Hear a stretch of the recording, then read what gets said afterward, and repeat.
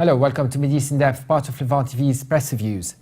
Specializing in Israeli politics and social issues, Mazal Mualem writes an article titled Israel's Unpredictable Voters. In her column features in Al-Monitor, the writer says 6 years have passed since Netanyahu last paid a visit to the souk when he was chairman of the opposition. Now, in the final sprint of the difficult race for his fourth premiership term, Netanyahu returned to the role of eager suitor over what was supposed to be the base of the Likud electorate.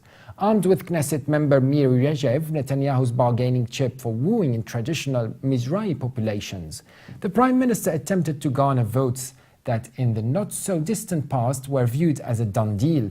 These are voters who once upon a time could be counted on to cast their votes for the Likud at the moment of truth at the ballot box, even when they were perhaps angry at the party.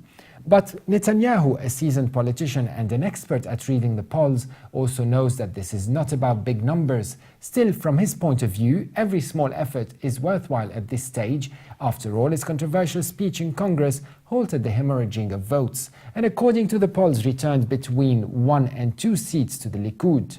According to surveys leading up to the March 17 elections, no party has crossed the bar of 25 seats thus far. The two leading parties, the Zionist camp and the Likud, have been running neck and neck for several long weeks, with a slight advantage to the former.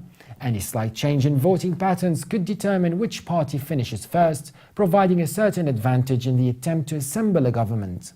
Therefore, the writer argues, it is interesting to track the messages, rallies and visits of the Likud chairman these days. These show us exactly from where Netanyahu hopes to accumulate more votes in this trench warfare. When Netanyahu circulates in the souk, it is a sign that the Likud has absorbed a harsh, perhaps even critical blow from the shift of votes to Kalon. The Kaluni campaign Love the Likud but Vote Kalon is aimed at making it emotionally easier for fence-sitting traditional Likud voters to vote for another candidate. According to the writer, such behavior could be perceived as betrayal or violation of a long-standing family tradition. Kalon's identity as a Mizrahi who came of age in the Likud also helps them to take this step. But the writer adds Netanyahu has many other battles to wage. One of them is vis-à-vis the Habayit HaYehudi party, headed by Naftali Bennett, often viewed as the Likud's sister party with regard to its right-wing diplomatic ideology.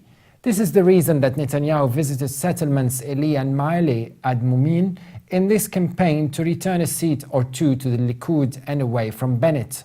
Mazal Mualem concludes the pollster's mission is complex and complicated also because the younger generation from age 30 and down is viewed as an elusive electorate when it comes to the polls.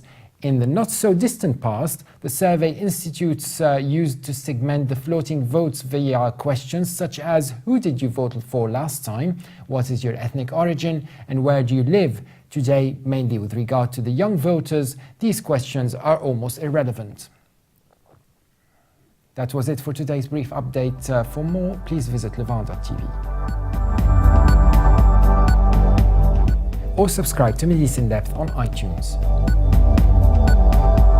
Thanks for watching and bye for now.